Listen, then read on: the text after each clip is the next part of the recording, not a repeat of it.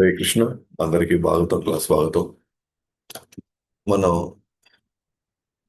యజస్కందం 18 అధ్యాయంలో ఉన్నాం. ముఖ్యంగా వివిధ వర్షాల్లో అధిష్టాన భగవంతుడిని సో కీర్తిస్తూ లేకపోతే ప్రార్థిస్తూ అక్కడ ఉన్నటువంటి నివాసస్తులు మరియు అక్కడ ఉన్నటువంటి ప్రముఖమైనటువంటి భక్తులు సో వాళ్ళ గురించి మనం మాట్లాడుకుంటూ సో నిన్న మనం కేటుమాల వర్షంలో ఉన్నటువంటి కామదేవ ప్రార్థన చేసినటువంటి లక్ష్మీదేవి. సో కామదేవ ఇంకొంచెం ఇన్ఫర్మేషన్ నాకు దొరికింది కామదేవ్ గురించి. నిన్నటి మీద కొంచెం క్లారిటీ వచ్చింది. సో ఈయన కామదేవ ఆయన శివుణ్ణి డిస్టర్బ్ చేస్తున్నాడు ఆయన తపస్సులో. సో కోపం వచ్చి శివుడు కామదేవుడు కామదేవుడిని భస్మం చేశాడు. సో వెంటనే కామదేవుడు వెంటనే ఆయన వాసుదేవుడి యొక్క శరీరంలోకి మళ్ళీ వెళ్ళి ఆయన కలిసిపోయాడు అన్నమాట. సో మళ్ళీ ఇంకొక జన్మ మళ్ళీ ఆయన తీసుకోవడం, ఆ కృష్ణుడు రుక్మిణికి మధ్య సంతానం లాగా ప్రద్యుమ్నలాగా తాను మళ్ళీ జన్మ తీసుకున్నాడు అనమాట. అది ఏదైతే నలుగురున్నారు చూసారా, వాసుదేవ, సంకర్షణ, ప్రద్యుమ్న, అనిరుద్ధ, ఈ నాలుగు ఏదైతే మెయిన్ విష్ణు అవతారాలు లాగా ఉన్నాయో ఆ ప్రద్యుమ్నుడు ఈ ప్రద్యుమ్నుడు ఒకటి కాదంట. ఈ ప్రద్యుమ్నుడు జీవతత్వం. ఏదైతే కృష్ణుడు రుక్మిణి మధ్య వాళ్ళ మధ్య వచ్చినటువంటి సంతానం ఏదైతే ప్రద్యుమ్నుడు ఉన్నాడో అతను విష్ణుతత్వం కాదు, జీవతత్వం అన్నమాట. సో జీవతత్వం కానీ ఆ చూడడానికి లేదా అలవాట్లు కృష్ణుడిలాగే కనిపిస్తుంటాయి, కానీ ఆయన ఏమాత్రం విష్ణుతత్వం కాదు, జీవతత్వం అన్నమాట. సో ఈ ప్రద్యుమ్నుడు ఎప్పుడైతే పుడతాడో యాక్చువల్గా ఆ సంబర అనే ఒక ఒక ఒక రాక్షసుని చంపడానికి ఈ ప్రద్యుమ్నుడు యాక్చువల్గా పుట్టాడు అని చెప్పేసి ఆ రాక్షసుడికి తెలుస్తుంది. సంబర అనే రాక్షసుడికి తెలుస్తుంది అనమాట. తెలిసిన వెంటనే 10 రోజుల లోపలే ఈ ప్రద్యుమ్నుని తీసుకెళ్ళిపోతాడు అనమాట. చిన్నప్పుడే తీసుకుని వెళ్ళి ఆ రాక్షసుడు ఏం చేస్తాడంటే ఆ సముద్రంలో పడేస్తాడు. ఎందుకంటే తనకు తెలిసింది ప్రద్యుమ్నుడు ఇక్కడ జన్మించింది తనను చంపడానికైనా రాక్షసుడికి తెలిసింది. సో ఆ రాక్షసుడు వెళ్ళి ఆ బిడ్డను తీసుకుని వెళ్ళి సముద్రంలో పడేశాడు అనమాట. సముద్రంలో పడేసిన తర్వాత ఒక చేప ఆ ప్రద్యుమ్నుడిని మింగేస్తుంది అనమాట. అలా ఆ, చేప ఇంకా సముద్రంలో ఉండగా సో ఆ చేప పట్టుబడుతుంది. అదే మామూలుగా అక్కడ ఉన్న వాళ్ళు మత్స్యకారులు అది పట్టుకొని మామూలుగా మార్కెట్లో అమ్ముతున్నారు అన్నమాట. అట్లా అమ్ముతున్నారు. సో ఆ సమయంలో మళ్ళీ ఆ రాక్షసుడి యొక్క వంటగదిలో ఉన్నటువంటి ఎవరైతే ఆ వంట చేసేవాడు ఉంటాడో తను వెళ్ళాడు చేపలు కొనడానికి. ఆ చేపలు కొన్నప్పుడు ఏ చేప అయితే ప్రద్యుమ్ని తీసుకుందో లేదా మింగేసిందో ఆ చేప ఇతను తీసుకొని వస్తాడు మళ్ళీ, ఎవరో వంటగదిలో ఉండే వ్యక్తి. సో తీసుకొని వచ్చి దాన్ని ఇంకా కూర ఉండడానికి రెడీ అయినప్పుడు కూర ఉండడానికి దాన్ని కోస్తున్నప్పుడు చూస్తే లోపల బిడ్డ అలాగే బతికే ఉన్నాడు అనమాట. లోపల బిడ్డ అలాగే బతికే ఉన్నాడు. ఆ బిడ్డను మాత్రం వేరు చేసి అక్కడ మాయావతి అని చెప్పేసి ఒక ఆమె మెయిన్ గా అక్కడ వంట చేసి ఆమెకి అప్పచెప్తారు అనమాట ఆ బిడ్డను తీసుకుని వెళ్ళి. సో ఆ బిడ్డని చూస్తున్నప్పుడు తనకి ఎందుకో ఎక్కడో చూసినట్టుంది, ఎక్కడో సంబంధం ఉందని అనిపించిందంట మాయావతికి. సరే మొత్తానికి చూడడానికి చాలా అందంగా ఉన్నాడు బిడ్డ. ఆ ఆ సమయంలో నారదుల వారు అక్కడికి వచ్చి ఆ మాయావతి అంటారు అనమాట, ఇతను ఎవరో కాదు, ఇతను పూర్వంలో కామదేవుడు, ఈ విధంగా జరిగింది. అదే శివుడు భస్మం చేశాడు, ఆ తర్వాత ఆ తను ఈ విధంగా ప్రద్యుమ్నుడిలాగా పుట్టాడు అనగానే యాక్చువల్లీ ఈ మాయావతి ఎవరు అని అంటే కామదేవుడి యొక్క ఆ ఆ, సగభాగం అన్నమాట. అంటే రతి ఆమె పేరు, గత జన్మలో ఆమె పేరు రతి. సో కామదేవుడు రతి, సో వీళ్ళిద్దరు జోడి అన్నమాట. ఆ రతి ఇప్పుడు మళ్ళీ మాయావతిగా పుట్టింది. ఆ మాయావతి దగ్గరికే మళ్ళీ ఇప్పుడు ఆ కామదేవుడు ప్రద్యుమ్న రూపంలో వచ్చి చేరుకున్నాడు అనమాట. ఆ విధంగా వాళ్ళిద్దరూ ఒకటే అవుతారు అనమాట. సో ఆ విధంగా సో ఈ ప్రద్యుమ్నుడు ఎవరైతే ఉన్నారో సో తనే ఇప్పుడు జీవతత్వం అయినప్పటికీ కూడా తనలో ఉన్నటువంటి గుణాలు ఇంచుమించుగా భగవంతుడికి ఏ గుణాలు ఉన్నాయో ఆ గుణాలు అలాగే ఉన్నాయి. కాకపోతే విషతత్వం కాదు, జీవతత్వం అది. సో ఆ కామదేవుడికి లక్ష్మీదేవి నిరంతరం పూజిస్తా ఉందన్నమాట. ఎందుకు జీవతత్వం అయినప్పటికీ కూడా ఆయనలో ఉన్నట్టు దాన్ని ఏమంటారు, ఆయనకున్న శక్తి ఎలాంటిదంటే భగవంతుడికి ఏ శక్తి సామర్థ్యాలు ఉన్నాయో అదే శక్తి సామర్థ్యాన్ని ప్రద్యుమ్నుడు ఈయన ప్రదర్శిస్తాడు అనమాట. సో ఈ ఈ కేటుమాల వర్షంలో లక్ష్మీదేవి ఆ కామదేవుడిని ప్రార్థిస్తుంది అనమాట. అంటే దీన్ని ఏమంటారు, ఆ శక్తావేశ అవతారం అంటారు. ఈ పద్యముని శక్తావేశ అవతారం, జీవతత్వమే అయినప్పటికీ కూడా బట్ ఆయనలో ఉన్నటువంటి శక్తి అసాధారణమైంది. సో భగవంతుడితో సమానంగా ఉండేటువంటి శక్తి అన్నమాట. సో లక్ష్మీదేవి ఆయన ప్రార్థిస్తూ ఆ సంవత్సరుడు తన సంతానంతో ఆ, అక్కడ ప్రార్థిస్తూ ఉంది, లేదా ఆమె కీర్తిస్తూ ఉంది అనమాట. సో నేను మనం ఆమె ఏమేమి కీర్తించిన మనం చెప్పుకున్నాము. ముఖ్యంగా ఆయన అన్నిటికీ మూలము, అన్నిటికీ అధిపతి ఆయనే, అందరికీ భర్త, జీవనాధార ప్రదాత కూడా అంతా ఆయనే. ఆయన ఆయన ఆయన నుంచి ఆయన ఇంద్రియాలు కావచ్చు, ఆయన యొక్క భౌతిక శక్తులు కాదు, ఏది అభిన్నమేమి కాదు. కాబట్టి ఆమె ఆయన ఎప్పుడు స్వతంత్రుడుగాను, అలాగే ఎవరైతే స్త్రీలు ఆయన భర్తగా స్వీకరించకుండా, భర్తగా కోరుకోకుండా ఇంకెవరినో ఓకేనా భర్తగా కోరుకున్నట్లయితే వాళ్ళు భ్రమలో ఉన్నట్లేను అని చెప్తూ ఆమె ఆ ప్రార్థనలన్నీ మనం నిన్న విన్నాము. అట్లాగే అంటే పండితులందరూ కూడా మిమ్మల్నే భర్తగా అంగీకరిస్తారు, సంరక్షకుడిగా వాళ్ళు కోరుకుంటే తప్ప ఆయన తప్ప ఇంకెవ్వరు కూడా ఆశ్రయం కల్పించలేరు అని చెప్తూ వాళ్ళు ఆ ఆయన్ని కీర్తిస్తారు. మళ్ళీ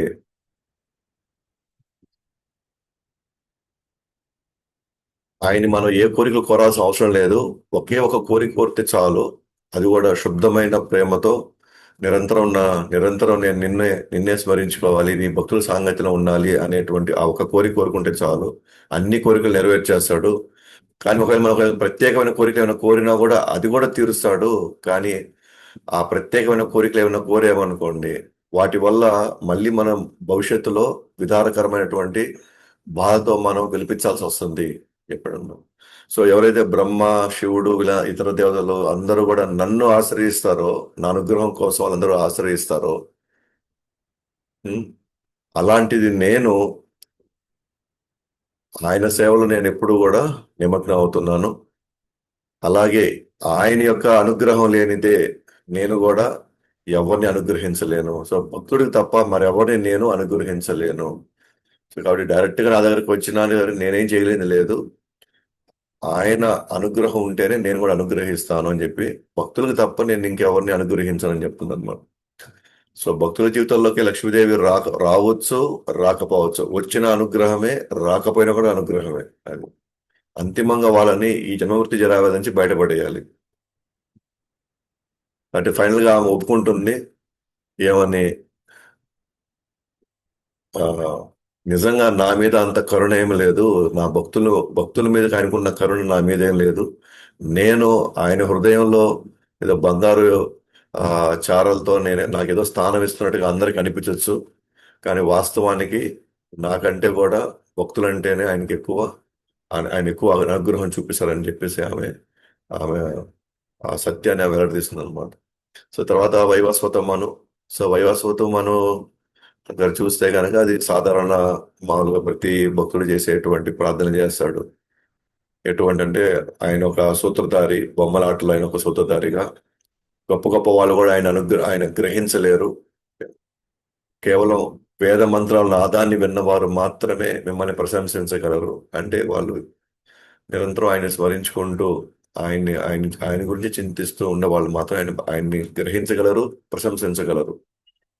అలాగే ఎంత వాళ్ళైనా సరే మీ అధికారాన్ని చూసి అసూయపడొచ్చేమో కానీ మీ సహాయం లేకుండా మాత్రం ఇక్కడ ఏదీ జరగదు. మీరు మాత్రమే ఏకైక పోషకులు అని చెప్పాడు.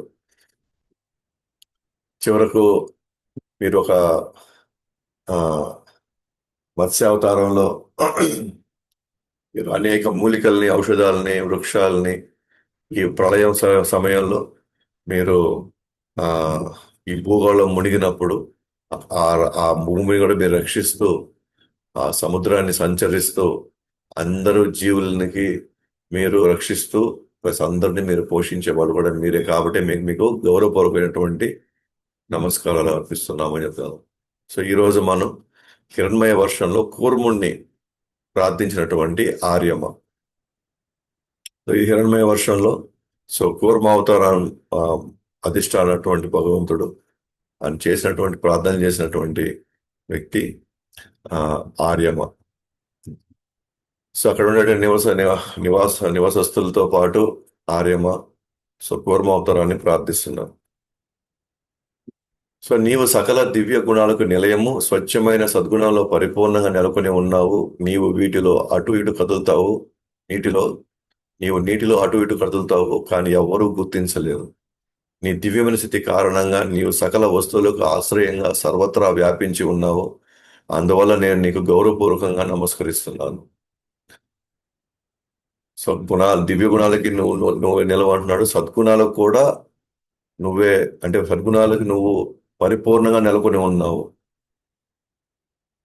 అందుకే ఒకసారి మనకి రాముడి రాముడి రాముడిలో ఉండే గుణాలు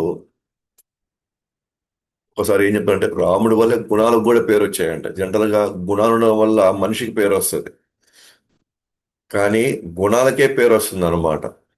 గుణాలకే పేరు వస్తుంది ఎవరికి? భగవంతుడిలో ఆ గుణాలు ఉండడం వల్ల. అట్టని ఇక్కడ కూడా అంతే. ఆ గుణాలన్నిటికీ పరిపూర్ణత ఎప్పుడు వస్తుంది అని అంటే అది భగవంతుడు ఆ గుణాలను ప్రదర్శించినప్పుడు. అఫ్ కోర్స్ వచ్చేది ఆయన నుంచే, అండ్ అది పరిపూర్ణంగా అవి వ్యక్తపరిచేది కూడా భగవంతుడే, పరిపూర్ణంగా వ్యక్తపరిచేది. సో కాబట్టి భగవంతుడి నుంచి వచ్చేటువంటి గుణాలు మనం ఎక్కడ కానీ ఆ ఏమంటారు, అవి దివ్యంగా ఉంటాయి. అవి అంటే ఏ విధంగానో మన మనుషుల్ని లేదా జీవుల్ని ఇబ్బంది పెట్టేట్టుగా ఉండవు. ఎందుకు ఆ మాట అంటున్నానంటే సో చాలా మంది భగవంతుడు నా మీద కక్ష కట్టాడు, భగవంతుడు నా మీద ప్రతీకారం తీర్చుకుంటున్నాడు, భగవంతుడు నన్ను నన్ను నవ్వులు పాలు చేస్తున్నాడు. భగవంతుడికి అలాంటి గుణాలే లేవు భగవంతుడికి అసలు. భగవంతుడు ఇతరులని ఇబ్బంది పెట్టాలి, ఇతరులని ఆ, వాళ్ళని కష్టపెట్టాలి అనే ఆలోచన అసలు నేనే లేదన్నమాట. అసలు ఆయన గుణాలు కానీ మనం అర్థం చేసుకోగలిగితే, ఓకే, మన ప్రాపర్ సోర్స్ లో అంటే సరైనటువంటి పరంపరలో మన జ్ఞానం సంపాదించుకుంటే నిజంగా భగవంతుడి యొక్క గుణాలని మనం ఆ, ఆ, ఎంత బాగా అర్థం చేసుకోగలుగుతామంటే ఆయనలో ఆ, కరుణ తప్ప ఇంకేది మనకు కనబడదు. సో ఈ మధ్య నేను ఆ, మాయాపూర్ వెళ్ళినప్పుడు, సో టిటిసి కోర్స్కి వెళ్ళినప్పుడు, సో ఉదయాన్నే మంగళహారతికి అటెండ్ అవుతా ఉంటే ఎక్కడ చూడలేనంత అంటే భయంకరంగా మనకి నరసింహస్వామి కనిపిస్తాడు అనమాట విగ్రహంలో మాయాపూర్లో. సో నేను పొందినటువంటి అనుభూతి ఏంటంటే ఆ మామూలుగా మంగళహారతి అప్పుడు నరసింహస్వామిని కూడా separate గా మళ్ళీ హారతి ఉంటుంది మంగళహారతి టైంలోనే, గా. ఎందుకంటే గా లోపల గర్భగుడి నరసింహస్వామి కూడా ఉంటుంది. అయితే ఆ గర్భగుడి చిన్నది అవ్వడం వల్ల అక్కడ వచ్చే మొత్తానికి కనబడరు అనమాట భగవంతుడు. ఆ టైంలో కనబడరు, మళ్ళీ ఫ్రీ అయిపోయిన తర్వాత అందరూ కనబడతారు తర్వాత. అయితే మేమేం చేసాం అయితే అక్కడ ఏం చేస్తారంటే అన్ని లోపల రెండు మూడు స్క్రీన్లు ఉంటాయి అన్నమాట. మనం ఎక్కడి నుంచి అయినా సరే మనం ఆ స్క్రీన్ లో భగవంతుడిని బాగా చూసుకోవచ్చు. అయితే నేను ఫస్ట్ టైం ఆయన ఫుల్ క్లోజ్అప్ పెట్టారనమాట ఆ స్క్రీన్ లో. మామూలుగా నేను ఎప్పుడు చూసినా సరే నరసింహస్వామిని, మాయాపురం చూస్తే కొంచెం భయం వేసేది. అంటే ఆ కళ్ళు ఆ ఆ నిజంగా అంటే ఆ విగ్రహాన్ని చూసినప్పుడు మనకి లైవ్ గా ఉన్నట్టే కనిపిస్తాడు వాటిని.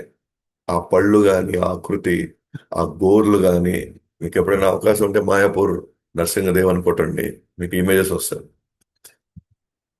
ఆయన కళ్ళు కూడా బాగా ఎరుపెక్కేస్తుంటాయి బాగా. సో చూసినప్పుడు ఎవరికైనా సరే ఎలా ఉంటుందంటే ఈ, ఆ, అంటే భగవంతుడు స్వయంగా మనల్ని చూస్తున్నాడేమో, అంత కోపంగా మనం చూస్తున్నాడు అని మనకు కొంచెం భయం వేస్తుంది అనమాట. కానీ లాస్ట్ టైం నేను వెళ్ళినప్పుడు సడన్ గా ఆ, ఆ, సరే ఈ డైరెక్ట్ గా విగ్రహం కాదు కదా, ఇది స్క్రీనే కదా అని చెప్పేసి నేను తీక్షణంగా చూస్తున్నాను అనమాట. తీక్షణంగా చూస్తున్నాను. సడన్ గా భయం పోయి నాకు తెలియకుండానే కళ్ళ నుంచి నీళ్ళు వచ్చేస్తున్నాయి. అంటే ఏమని అంటే సడన్ గా ఆ టైంలో నా మనసులో ఏమనిపించింది అంటే సడన్ గా చూసి ఆ కోపంలో ఆయన ఆయన ఆయన ప్రహ్లాదుడి మీద ఉన్న తనకున్నటువంటి ఆ ప్రేమ కనబడతా ఉంది. అంటే ఇన్ని రోజులు చూసి నేను చూడలేకపోతా ఉండేవాడిని. ఇప్పుడు చూసినప్పుడు ఒక భక్తుడిని కానీ ఏదైనా చేస్తే, ఎవరైనా సరే ఏదైనా చేస్తే ఆయన ప్రేమ ఇంత కోపాన్ని దారితీస్తుందా? అంటే చూడ్డానికి ఇంత భయంకరంగా ఉంటుందా అసలు? అంటే ఆ కోపంలో ఆ ప్రేమకు స్పష్టంగా కనిపిస్తూ, సో కొద్దిగా ఎందుకో కళ్ళు కొద్దిగా చెమర్చాయన్నమాట. అంటే అంటే నీకు ఎంత ప్రేమ నీకు నీ భక్తులంటే, అది ఎప్పుడైతే అది నేను గ్రహించగలిగానో అప్పటి నుంచి అసలు భగవంతుడు అసలు అసలు భగవంతుడిలో అసలు ఏ దుర్గుణాలు అసలు లేనే లేవు. ఆ దుర్గుణం అనేది ఎవరు కనబడుతుంది అని అంటే, ఎవరైతే భగవంతుడి యొక్క ఆజ్ఞలను పాటించకుండా భగవంతుడిని వాడుకోవాలని, భగవంతుడిని ఆ ఆ, వాళ్ళ స్వార్థం కోసం వాళ్ళు భగవంతుని ఉపయోగించుకునే వాళ్ళకి భగవంతుడు అంటే భయం ఉంటుంది. నాకు ఎప్పుడూ భగవంతుడి సేవ కావాలి, భగవంతుని నేను నిరంతరం తలుచుకోవాలి, భగవంతుడు తప్ప నాకు ఇంకెవ్వరూ లేరు అనే భావనలో ఉండే వాళ్ళకి మాత్రమే ప్రేమ కనబడుతుంది. మనం మన కుటుంబాలు నడుపుకోవడం కోసమో, లేకపోతే మన యొక్క వ్యాపారాలు నడుపుకోవడం కోసమో, మన జీవితాలని మనం సాఫీగా జరగాలని ఇటువంటి భావంతో మనం భగవంతుడిని మనం అప్రోచ్ అయితే, భగవంతుడు ఇవ్వకపోతే మనం ఆయన్ని చెడుగానే చూస్తాం. భగవంతుడిని మనం మనకు శత్రువుగానే మనకు కనబడుతున్నాడు. అలా కాకుండా మనం కేవలం భగవంతుడి దగ్గర అవ్వాలని, నిరంతరం భగవంతుడికి సేవ చేసుకోవాలని, భగవంతుడి యొక్క మాత్రమే నన్ను రక్షించగలడని ఆ భావంతో కానీ ఉంటే మాత్రం భగవంతుడు చెడు గుణాలు కనిపించవు. ఆ తర్వాత ఏం జరుగుతుందంటే మనకు వచ్చే కష్టాలను కూడా మనం ఎలా చూడగలుగుతాము అంటే, భగవంతుడు నేను ఎన్ని పాపాలు చేసినా సరే ఇంకా నన్ను ఆయన నామాన్ని స్మరించుకునేలాగా ఆయన చేయగలుగుతున్నాడు. ఇన్ని కష్టంలో కూడా నన్ను నా మనసుని బయటికి పోనీయకుండా నన్ను నిరంతరం ఆయన యొక్క కొలువులో ఉండించుకోగలుగుతున్నాడు. నేను ఈ రోజు ఇన్ని గందరగోళాలకి లేదా ఇన్ని కష్టాలకి నేను లోపడుతున్నాను అని అంటే అది నేను చేసుకున్న కర్మే కదా అది. ఇంకా ఆయన నాకు భక్తుల సాంగత్యాన్ని ఇచ్చాడు. ఈరోజు నాకు ఒక మంచి గురువుని ఇచ్చాడు కదా, మంచి పరంపరను నాకు ఇచ్చాడు. అంటే భగవంతుడు నన్ను బయటపడేయడానికి ఈ జన్మమృత్యు జల చక్రం నుంచి ఈ జన్మలోనే నన్ను అన్ని కర్మలు నన్ను పూర్తిగా వాటి నుంచి బయటపడేటట్టుగా త్వరగా నా యొక్క జీవితాన్ని లేదా నా జన్మని ఇక్కడ ఈ జన్మకే కంప్లీట్ చేయాలని ఆయన తపత్రయపడుతున్నాడు ఆయన అని మనకి ఆ భావనలు మనకి రావాలి. ఆ భావనలు వస్తాయి మనకి నిజంగా మనం ఆ ఒక్క ఉద్దేశంతో మనం కానీ నిజంగా భక్తి చేస్తున్నట్లయితే. కానీ మనం అలా కాకుండా మనం వివిధ ప్రయోజనాల కోసం మనం భగవంతుడికి వచ్చాము అనుకోండి, భగవంతుడిని మనం అర్థం చేసుకోకపోగా ఆయన్ని మనం ఇంకా కూడా అపార్థం చేసుకొని ఆయనకి దూరం అయ్యేటువంటి పరిస్థితులకు వెళ్తాం అనమాట. సో అన్ని పరిస్థితుల్లో భగవంతుడు ఎప్పుడు ఆయన మాత్రమే సత్యంగా ఉండగలుగుతాడు. మనము భక్తులైతే తప్ప అంటే భగవంతుడి నుంచి ఏమీ కోరుకోకుండా కేవలం ఆయన యొక్క ప్రేమను మాత్రం కోరుకుంటే తప్ప మనం ఆ స్థితిలోకి మనం రాలేము మనం. అంటే మనలో ఎప్పుడు ఆ, మన మన ఆలోచనలు ఎప్పుడు కూడా భగవంతుడికి విరుద్ధంగానే ఉంటాయి అన్నమాట. కాబట్టి అందుకే ఆయన గుణాలు, అంటే ఆయన గుణాలు అనే పాయింట్ వచ్చినప్పుడు ఆయన ఎందుకు దివ్య గుణాలు అంటారు, లేదా సద్గుణాలకి ఆయన పరిపూర్ణం అనే పాయింట్ ఎందుకు అంటారంటే, సో ఆయనలో మనం ఏ కోసన కూడా మనం చెడు చూడలేము. మనం చెడు చూస్తున్నాము అని అంటే అది మన భావాల నుంచి మనం చూస్తున్నాం కాబట్టి మనకు అలా కనిపిస్తుంది. సో ఇన్ఫాక్ట్ మన నరసింహస్వామి యొక్క కోపాన్ని ఇంకెవరు తట్టుకోలేకపోయారు, ఎక్స్పెక్ట్ ఒక ప్రహ్లాదుడు తప్ప. దీన్ని బట్టి మనం అర్థం చేసుకోవచ్చు ప్రహ్లాదుడి యొక్క స్థాయి ఎట్లా ఉందో. ఆయన భగవంతుని ఏ చైతన్యంలోంచి ఆయన చూడగలుగుతున్నాడు భగవంతుడు. సో ఈ విశ్వ సృష్టి మీ సృజనాత్మక శక్తి యొక్క ప్రదర్శన మాత్రమే. ఈ విశ్వ సృష్టిలోని అసంఖ్యాకమైన రూపాలు మీ బాహ్య శక్తి యొక్క ప్రదర్శన మాత్రమే. కాబట్టి అది మీ నిజ స్వరూపం కాదు. శుద్ధ భక్తుడు తప్ప మరెవరూ నీ నిజ స్వరూపాన్ని దర్శించలేరు.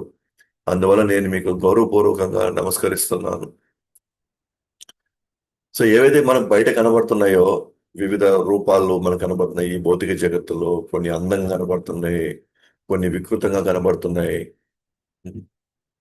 కొన్ని ఉమ్, భయంకరంగా కనబడుతున్నాయి.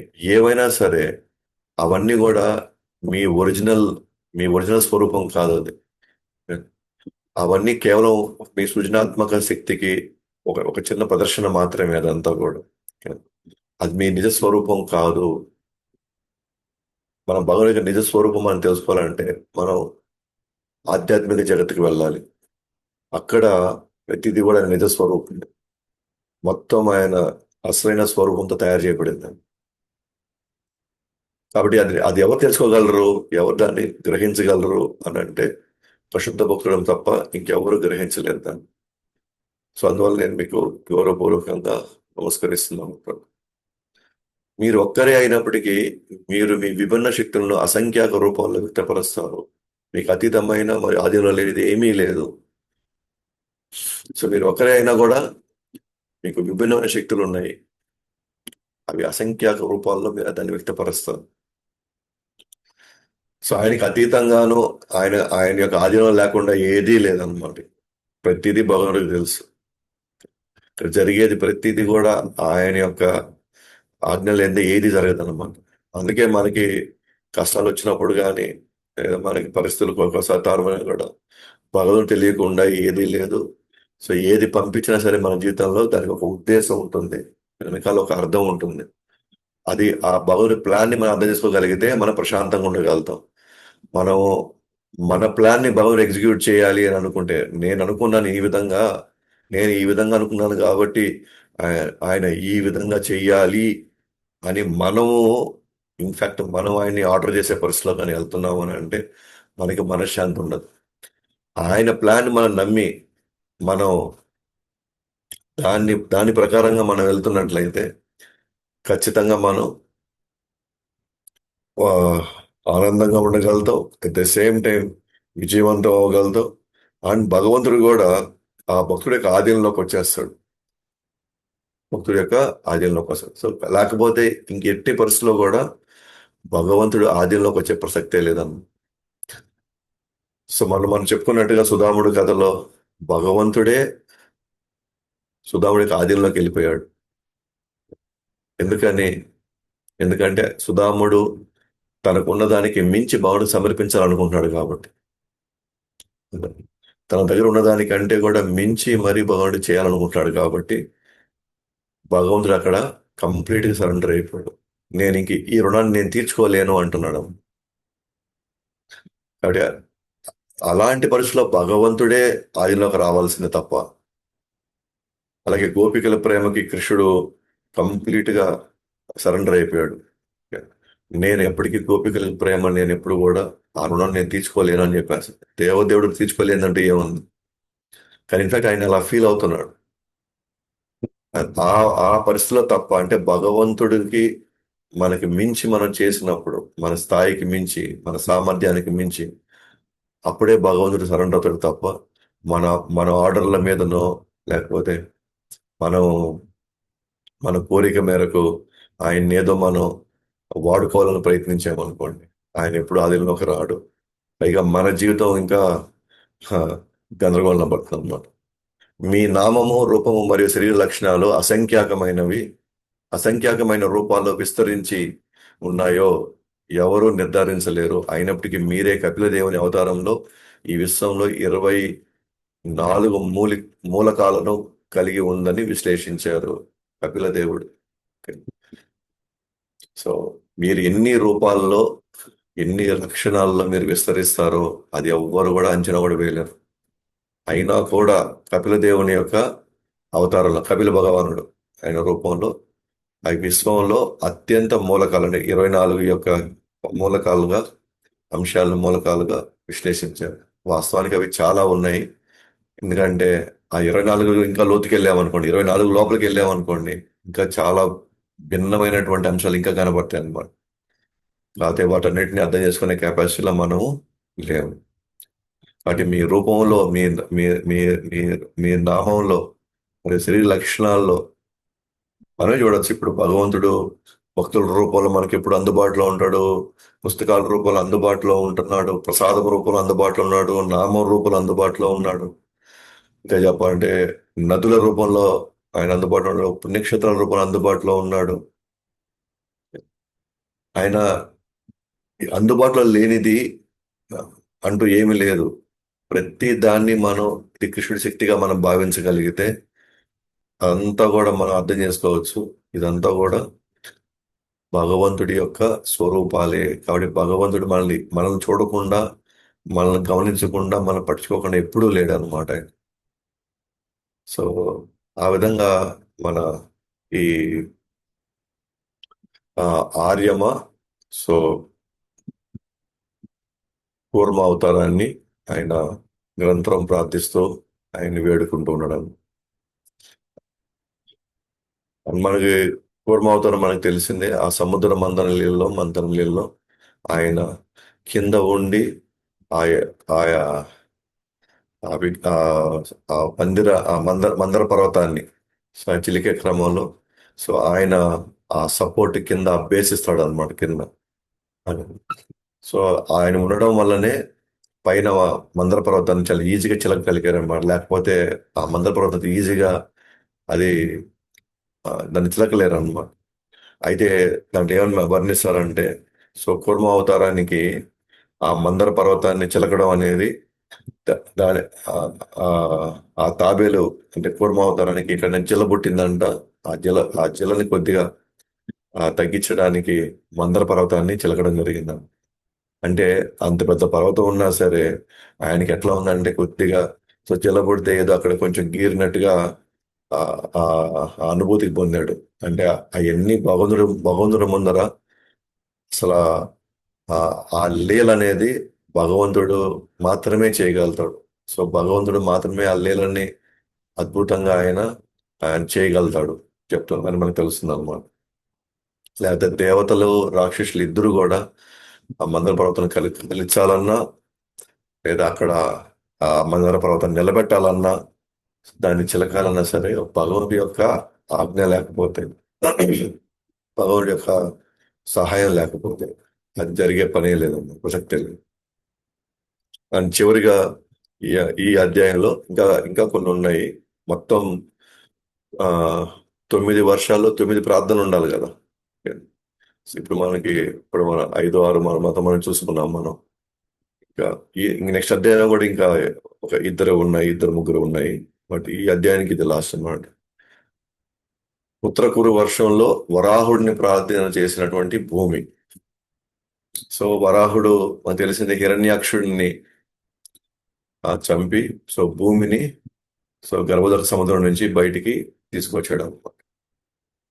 సో ఉత్తర కురు వర్షంలో వరాహ రూపంలో భూమాత మరియు ఇతర నివాసులందరూ ఈ క్రింది ఉపనిషత్తు మంత్రాన్ని పదే పదే జపిస్తూ నిరంతర భక్తి శ్రద్ధలతో ఆయన్ని ఆరాధించారు. సో అక్కడ నివాసులు మరియు భూమాత వరాహుణ్ణి ఉపనిషత్తులోని ఒక మంత్రాన్ని తీసుకొని అంట పదే పదే ఆ మంత్రాన్ని జపిస్తూ లేదా ప్రార్థిస్తూ వాళ్ళు ఈ విధంగా ఆరాధించారు. కేవలం మంత్రాలను జపించడం ద్వారానే మేము మిమ్మల్ని సంపూర్ణంగా అర్థం చేసుకోగలుగుతాము. మీరే యజ్ఞము, క్రతువు, భోక్త. కర్మకాండలన్నీ మీ దివ్య స్వరూపంలో భాగమే. మీ రూపం శుభగుణంతో కూడి ఉంది. 3 యుగాల్లో అవతరించిన మిమ్మల్ని త్రియుగాయ త్రియుగాయ అని పిలువబడే మీకు గౌరవపూర్వక వందనాలు. సో కేవలం మంత్రాల ద్వారా మాత్రమే మిమ్మల్ని మేము సంపూర్ణంగా అర్థం చేసుకోగలము. ఆఫ్ కోర్స్ ఇక్కడ వేద మంత్రాల ద్వారానే మిమ్మల్ని మేము ఆశ్రయించగలం, లేదా మిమ్మల్ని మేము చూడగలము, అర్థం చేసుకోగలం అంట. సో అందుకే ప్రభుపాదుల వారు భాష్యంలో ఖచ్చితంగా మంత్రాల ద్వారానే, అది కూడా మహామంత్రం ద్వారానే మిమ్మల్ని మేము పరిపూర్ణంగా మేము గ్రహించగలము. కాబట్టి మహామంత్రాన్ని నిరంతరం జపించాలి, నిరంతరం మనం స్మరించాలి అని చెప్పేసి ప్రభుపాదులు వారు రాస్తారన్నమాట భాష్యం. సో కేవలం మంత్రమే కాదు, అక్కడ జరిగే ప్రతిదీ కూడా ఆ వేద మంత్రాలు చెబితే ఆ యజ్ఞం కావచ్చు, లేకపోతే క్రతువు, అలాగే భోక్త, అందరూ కూడా యజ్ఞం సంబంధించింది ప్రతిదీ కూడా మీ మీ యొక్క స్వరూపమే. అలాగే కర్మకాండలన్నీ కూడా మీ స్వరూపంలో భాగమే అని చెప్తూ ఇక్కడ ఏం చెప్పంటే 3 యుగాల్లో అవతరించిన మిమ్మల్ని త్రియుగాయ అని అంటారంట. ఆ, మూడు మూడు యుగాలు 4 యుగాల తర్వాత భగవంతుడు అవతరించేది. మరి 3 యుగాలు అవతరించబట్టి 4వ యుగాలు అవతరించట్లేదా? మరి చతుర్యుగాయ అని రావాలి కదా. త్రిగువాయ త్రియుగాయ అనే పదం ఎందుకు వస్తుంది ఇక్కడ? అంటే త్రియుగాయ అని ఎందుకు అంటున్నారంటే 3 యుగాల్లో అవతరిస్తున్నట్టుగా అది పక్కాగా మనకి శాస్త్రాల్లో వెల్లడించబడింది అనమాట. కానీ 4వ యుగంలో మాత్రం అసలు భగవంతుడు లేడు. అసలు భగవంతుడు అవతరించడు 4వ అధ్యాయంలో, సారీ 4వ యుగంలో అన్నట్టుగా మనకు తెలుస్తుంది. సో 3 యుగాల్లో ఎప్పుడు అవతరిస్తాడు, ఎక్కడ అవతరిస్తాడు అండ్ భగవంతుడు తన పూర్తి శక్తిని పూర్తిగా ప్రదర్శిస్తాడు అన్నమాట. ఆయన ఐశ్వర్యాన్ని కావచ్చు, ఆయన మాధుర్యాన్ని పూర్తిగా ఆయన ప్రదర్శిస్తాడు. కానీ 4వ యుగంలో అవతరిస్తాడు, కానీ అది ఎక్కడ కూడా పూర్తిగా ఆయన అక్కడ ప్రదర్శించడు. ఏంటన్న కలియుగంలో ఆయన ఆయన యొక్క పూర్తి శక్తిని ప్రదర్శించినటువంటి అవతారం అంటే చైతన్య మహాప్రభు అవతారం. సో చైతన్య మహాప్రభు అవతారంలో ఎక్కడ కానీ తాను అవతారం కింద తాను ఎప్పుడు చెప్పుకోలేదు, లేదా అవతారం కింద ఎక్కడ ఒక ఛాయ కూడా మనకు కనిపించలేదు. ఆయన ఒక భక్తుడిగాను వచ్చి ఒక సన్యాసిగా నామాన్ని ప్రచారం చేసేవాడు లాగా ఉన్నాడే తప్ప ఎక్కడ కూడా భగవంతుడు లాగా తాను ఎప్పుడు కూడా చూపించుకోలేదు. కాబట్టి తన యొక్క పూర్తి శక్తిని ఎక్కడ కలియుగంలో ప్రదర్శించాల. సో ప్రదర్శించిందంతా కూడా ఈ 3 యుగాలు కాబట్టి ఆయన్ని త్రియుగాయ అంటే త్రియుగి అంటారు. త్రియుగాయ త్రియుగి అంటే 3 యుగాల్లో మాత్రమే భగవుడు అవతరణ లేదా ఆయన యొక్క శక్తి సామర్థ్యాల్ని పూర్తిగా తాను ప్రదర్శిస్తాడు. 4వ యుగంలో మాత్రం ప్రదర్శించాడు. ఏంటి ఆ ప్రదర్శించండి 4వ యుగం అవతారం అంటే అది చైతన్య మహాప్రభు అవతారం. అందుకే ఆయన ఎవరైనా సరే మీరే కృష్ణుడు కదా అంటే నేను కృష్ణుని కాదు, నేను కృష్ణుడి యొక్క నేను సేవకుడిని అని చెప్తున్నాను. అందుకని భగవంతుడు ప్రదర్శించాల్సిన అసలైనటువంటిది ఇది 4వ యుగానికి ప్రదర్శించాలి. భగవంతుడు మామూలుగా అధర్మం పెరిగితే మిగతా 3 యుగాల్లో వెళ్ళి వాళ్ళని సర్వనాశనం చేశాడు. కానీ 4వ యుగంలో ఈ కలియుగంలో చైతన్య మహాప్రభు ఎవరిని చంపలేదు. అసలు మృదంగం కర్తాలు తీసుకొని నామ సంకీర్తనతో వాళ్ళ హృదయాన్ని మార్చాడు. కాబట్టి కాబట్టి యాజ్ పర్ స్టాండర్డ్స్ ప్రకారంగా భగవానుడి యొక్క అవతారం లాగా ఇక్కడ అసలు ఎక్కడ కూడా చైతన్య మహాప్రభు ప్రదర్శించలేదు. అందుకని ఒక విధంగా చెప్పాలి, చైతన్య మహాప్రభు యొక్క ఈ ఎపిసోడ్ చూసినప్పుడు మనకేం తెలుస్తుందంటే, 4వ యుగంలో భగవానుడు అసలు అవతరించలేదన్నమాట. ఇక్కడ ఒక భక్తుడు వచ్చి ఒక సన్యాసి రూపంలో ఈ విధంగా మొత్తానికి ప్రచారం చేశాడు అన్న ఆ యొక్క భావన వస్తుంది అనమాట. అందువల్లే త్రియుగాయ 3 యుగాల మాత్రం నువ్వు అవతరించావు, 4వ యుగంలో నువ్వు అవతరించలేదు. కాబట్టి 3 యుగాలను అవతరించావు కాబట్టి నిన్ను త్రియుగాయ అని చెప్పి సంబోధిస్తున్నావు. సో ఒక వ్యక్తి కట్టెల నుండి ఎలా అగ్ని సృష్టించగలడో అదే విధంగా జ్ఞానులు వివిధ మార్గాల్లో నిన్ను చూడటానికి ప్రయత్నిస్తారు. అయినప్పటికీ నీవు అదృశ్యంగానే ఉంటావు. ఎప్పటికైతే ఎప్పుడైతే ఒ- ఒకరు నిన్ను అన్వేషించడంలో నిమగ్నమైనప్పుడు మాత్రమే నీవు వెల్లడి చేసుకుంటావు. అందువల్ల నేను నీకు గౌరవపూర్వకంగా నమస్కరిస్తున్నాను. ఒక సాధారణ వ్యక్తి కట్టెల్లో నుంచి నిప్పును సృష్టించగలుగుతాడు. అదే విధంగా జ్ఞానులు కూడా వివిధ వివిధ మార్గాల్లో నిన్ను చూడడానికి వాళ్ళు ప్రయత్నిస్తారు. అయినా కూడా నువ్వు ఆ జ్ఞానులకు నువ్వు కనిపించవు నువ్వు. అయితే నిన్ను అన్వేషించడంలో ఎవరైతే పూర్తిగా నిమగ్నం అవుతారో నీకు అనిపిస్తేనే అప్పుడే నువ్వు వెల్లడించుకుంటావు వాళ్ళని. అంటే ఆ సాధన చేసే వాళ్ళ యొక్క భావాన్ని నువ్వు చూసి నువ్వు వెల్లడిస్తావే తప్ప వాళ్ళు ఎంత గొప్పగా చేశారు, ఎంత కష్టంగా చేశారు, ఎంతసేపు చేశారు వాళ్ళు అది చూసే పరిస్థితిలో లేడు. ఎందుకంటే ఇక్కడ జ్ఞానులు, యోగులు, కర్ములు వీళ్ళంతా చాలా పెద్ద పెద్ద విన్యాసాలు చేస్తారు అనమాట. గొప్ప గొప్ప విన్యాసాలు చేస్తారు. మనం చూసాం, వందల మంది వేల సంవత్సరాలు హిమాలయాల్లో ఉంటారు. పెద్ద పెద్ద ఆశ్రమాల్లో ఉంటారు. ఆ, చాలా మంది మౌనం వహిస్తారు. చాలా మంది అసలు నీళ్ళు కూడా తాగకుండా ఉంటారు. రకరకాలుగా ప్రయత్నిస్తారు. వాళ్ళ తపస్సులు రకరకాలుగా చేస్తారు. అంటే భగవంతుడిని వశం చేసుకోవాలని. కానీ భగవంతుడు వాళ్ళందరికీ ఎక్కడ కానీ వాళ్ళని అనుగ్రహించి వాళ్ళకి దర్శనం ఇవ్వదు. ఎందుకంటే ఎన్ని మార్గాల్లో చేసేవని కాదు, బాహ్యంగా మనం ఎంత కఠినంగా చేసామని పాయింట్ కదా అనమాట. లోపల మనం ఏ భావంతో చేసామనేదే పాయింట్ అనమాట. మరి ధ్రువ మహారాజుకి 6 నెలల్లో కనిపించాడే.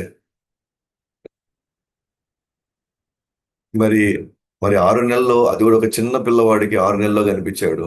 కానీ కొన్ని వందల సంవత్సరాల నుంచి ఎంతో మంది యోగులు హిమాలయాల్లో పరితపిస్తున్నారు, కానీ వాళ్ళు కనిపించలేదు.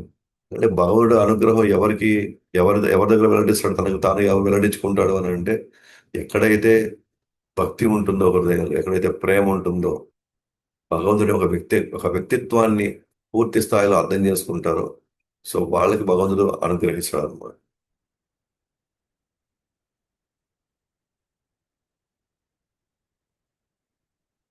మీరు ఈ భౌతిక సృష్టిని మాయ ద్వారానే సృష్టించారు, కానీ మాయకు అతీతుడు. ఇంద్రియాలు, దేవతలు, శరీరము, కాలము, అహంకారం అన్నీ మీ మాయా సృష్టే. భక్తి ద్వారానే తెలివైన వారు మీ నిజమైన రూపం అర్థం చేసుకోగలరు. వారు అందువల్ల నా గౌరవపూర్వక నమస్కారాలు నమస్కరిస్తున్నాను. సో కంప్లీట్ గా మాయను సృష్టించేది మీరే. కానీ ఏ రోజు మీరు మాయకి ఆ, లోబడరు. అన్నీ కూడా ఇంద్రియార్థాలు అన్నీ కూడా మీ యొక్క మాయా సృష్టి అయిన ఇవన్నీ కూడా చెప్తూ, మిమ్మల్ని అర్థం చేసుకునే వాళ్ళు ఎవరైనా సరే అది భక్తి ద్వారానే మిమ్మల్ని అర్థం చేసుకోగలుగుతారు. ఇంకే మార్గంలో కూడా మిమ్మల్ని అర్థం చేసుకోలేరు అని చెప్తున్నాను. తర్వాత, సృష్టిని, పోషణను, లయను నీవు కోరవు, కానీ బద్ధజీవుల కొరకు నిర్వహిస్తావు. అయస్కాంతం ప్రభావంతో ఒక ఇనుము ముక్క ఎలా కదులుతుందో అలాగే నీవు మొత్తం భౌతిక శక్తిపై దృష్టి సారించినప్పుడు జడ పదార్థం కదులుతుంది. యాక్చువల్గా సృష్టి, పోషణ, లయం ఏదైనా కావచ్చు, అది నీకు ఇష్టంతో నువ్వు చేయట్లేదు. నీకేదో అంటే నీకు అది ఒక ఆటలాగా ఆ, నువ్వు కోరుకోవట్లేదు అది చేయాలని, కానీ బద్ధజీవుల కోసం చేయాల్సి వస్తుంది. ఎందుకు బద్ధజీవుల కోసం చేసేది ఏంటి అని అంటే, ఎందుకంటే బద్ధజీవుల యొక్క వివిధ కోరికల మేరకు ఈ సృష్టి, స్థితి, లయం చేయాల్సి వస్తుంది. ఇప్పుడు బద్ధజీవుడు ఈ జన్మలో కోరుకుంటున్నాడు, నేను సో అండ్ సో వచ్చే జన్మలో అయినా నేను కనీసం ఈ విధంగా నన్ను పుట్టనివ్వండి, కనీసం వచ్చే జన్మలో అయినా కనీసం నాకు ఇట్లాంటి ఒక కుటుంబాన్ని నాకు ఇవ్వండి, లేకపోతే నాకు సో అండ్ సో నాకు అవకాశాన్ని నాకు ఇవ్వండి అని బద్ధజీవులు కోరుకుంటున్నారు. కాబట్టే ఆయనకి వేరే గతిలాగా ఇవ్వాల్సి వస్తుంది. బద్ధజీవులు ఎప్పుడైతే ఆ స్థిరమైన మనసు ఉండదో, ఆ స్థిరమైన మనసు వివిధ కోరికలకు తావుతీసినప్పుడు ఆ వివిధ కోరికల్ని ఆయన తృప్తిపరచడం కోసమే, భగవంతుడు తృప్తిపరచడం కోసమే ఇవన్నీ చేయాల్సి వస్తుంది. బద్ధజీవుడు ఎవరైతే మనసు స్థిరంగా ఉండదో ఒక కోరికతో ఎప్పుడు వాళ్ళు సాటిస్ఫై కారు. నిజంగా అందరూ కూడా ఒకవేళ ఆలోచిస్తే 10 కోరికలతో నేను సాటిస్ఫై అవుతాను అని అంటే ఆ 10 కోరికలు తీర్చడానికి భగవంతుడు రెడీ. ఆ 10 కోరికలతో ఈ సృష్టిని మొత్తం కంప్లీట్ గా ఆయన వైండప్ చేసేయగలుగుతాడు. ఇంకా మళ్ళీ భౌతిక సృష్టి లేకుండా చేసుకోగలుగుతాడు ఆయన. ఆయనకి అవసరం లేదు భౌతిక సృష్టి సృష్టిని ఆయన ఏర్పాటు చేయాలని అవసరం ఆయనకి లేదు అసలు.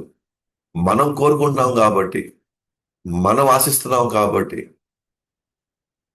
మనం ఒక కోరిక తర్వాత ఇంకో కోరిక తర్వాత ఇంకో కోరిక ఇట్లా పదే కోరుకుంటూ ఉన్నాం కాబట్టి ఆయనకి గతి లేక మళ్ళీ ఈ సృష్టి స్థితి లయం అన్ని ఆయన చేయాల్సి వస్తుంది.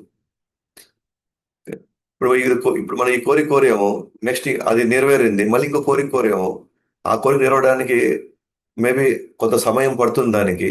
మరి ఆ సమయం ఆసన్నం అవ్వడానికి మళ్ళీ ఇంకో జన్మ ఎత్తాల్సి వస్తుంది. ఇప్పుడు ఆయన తప్పకుండా మళ్ళీ ఇంకో సృష్టిని స్టార్ట్ చేయాలా, మళ్ళీ సృష్టిని మళ్ళీ అంతం చేయాలి. ఆయనేం కోరుకోవట్లే. మరి నాకు భలే ఉంది నాకు ఆట ఆడడానికి భలే ఉంది ఇది సృష్టించడం, మళ్ళీ దాన్ని నాశనం చేయడం, సృష్టించడం, నాశనం చేయడం. ఇది నాకు ఆనందాన్ని ఇస్తుందనే భావనలో ఆయన చేయట్లేదు అసలు. మనం మనం కోరుకుంటున్నాం కాబట్టి ఆయనకి ఈ తలకాయ నొప్పి మనం తీసుకొని వస్తున్నాం.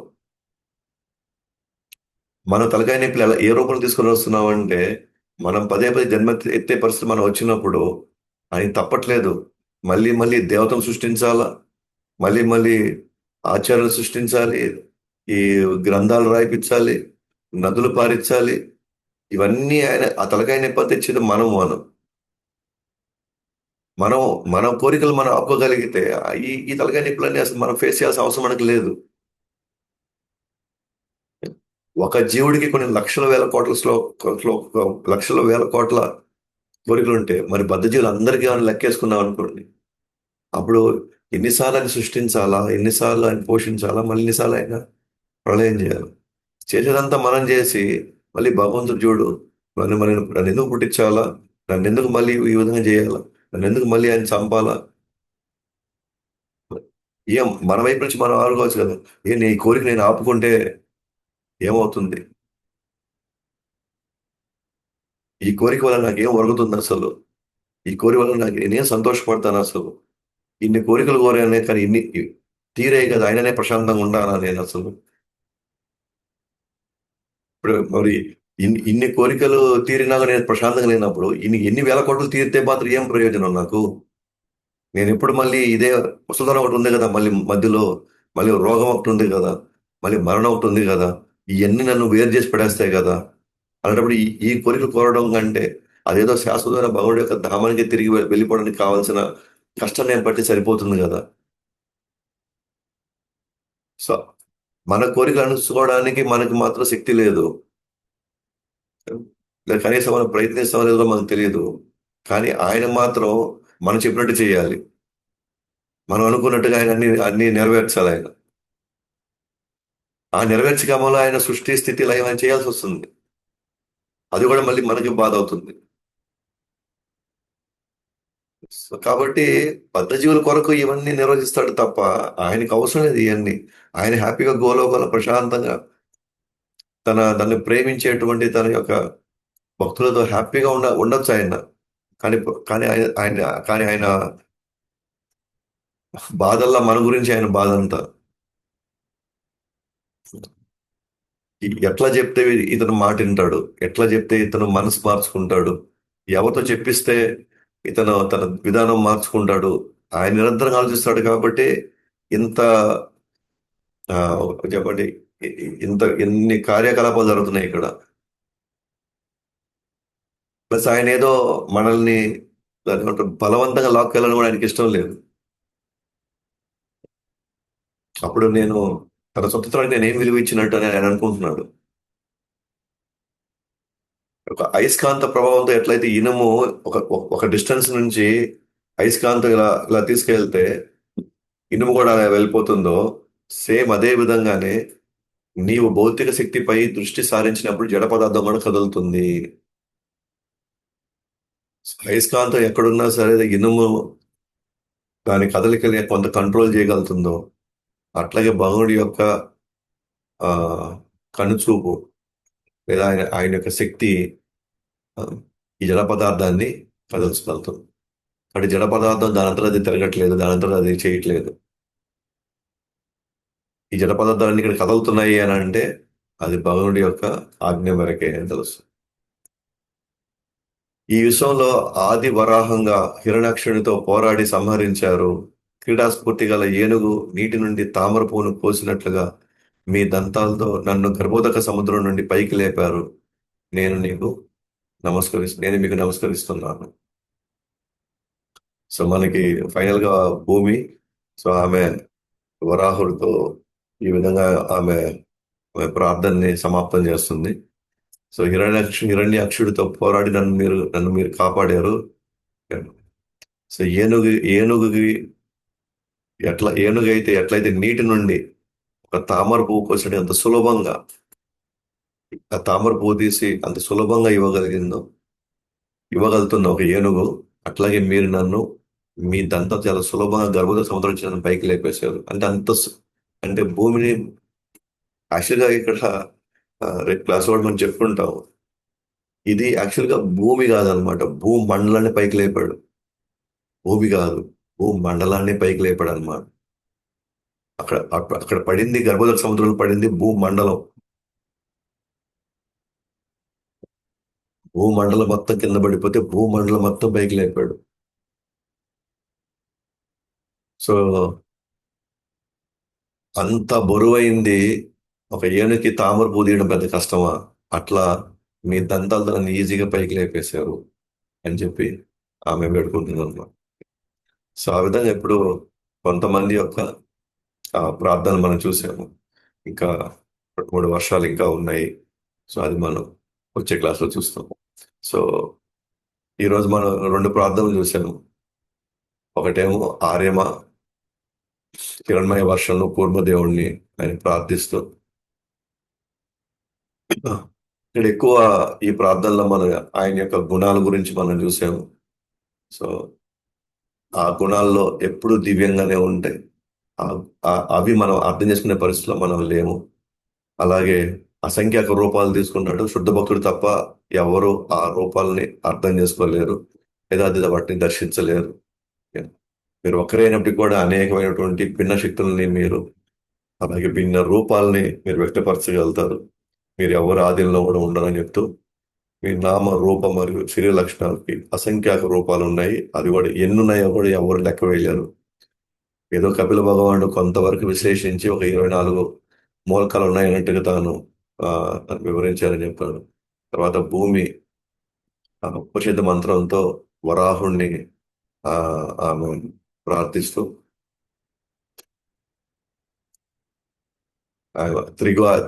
త్రియుగాయ అని చెప్పేసి ఆ పదాన్ని వాడుతుంది. సో మూడు మూడు యుగాల్లో భగవంతుడు తన పూర్ణ శక్తుల్ని ఆయన ప్రదర్శిస్తాడు. బట్ 4వ యుగంలో చైతన్య మహాప్రభు రూపంలో ఆయన చేయడు. కాబట్టి 3 యుగాల్లో మాత్రమే ఉన్నట్టుగా మనకి ఆ యొక్క ఆ బిరుదుని లేదా ఆ నామాన్ని ఆ భూమి ఆ నామంతో పిలుస్తుంది. సో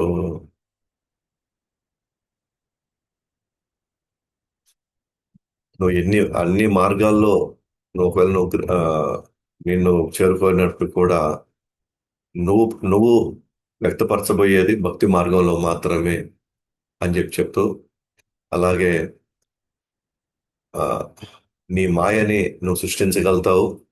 మాయ నీలోనే ఉంది, నువ్వు సృష్టించగలుగుతావు. కానీ ఆ మాయకి నువ్వు ఎప్పుడూ కూడా నువ్వు ఆ ప్రభావంలో పడవు. కాబట్టి అన్- నీ తెలివైన వాళ్ళు మాత్రం లేదా భక్తులు మాత్రమే నిజమైనటువంటి రూపాన్ని అర్థం చేసుకోగలుగుతారు. చివరికి నువ్వేం కోరవు, ఈ సృష్టి స్థితి లయం నువ్వు కోరవు. బద్ధ జీవుల కోసమే నువ్వు ఇవన్నీ చేస్తున్నావు. అండ్ ఈ భౌతిక శక్తులు అన్నీ కూడా సో నీ యొక్క ఆజ్ఞ మేరకే అన్నీ కూడా కదులుతున్నాయి అని చెప్పారు. ఫైనల్గా చాలా సులభంగా నన్ను ఈ యొక్క గర్భోదక సముద్రం నుంచి నన్ను పైకి లేపావు, ఒక ఏనుగు తామర పుష్పాన్ని పైకి తీసినట్లుగా అని చెప్పాడు.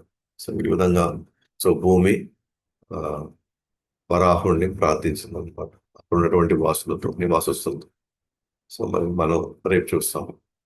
గ్రంథరాజ్ శ్రీమద్ భాగవతం की जय अनंत कृष्ण की जय जगत गुरु श्री कृष्ण की जय। गौर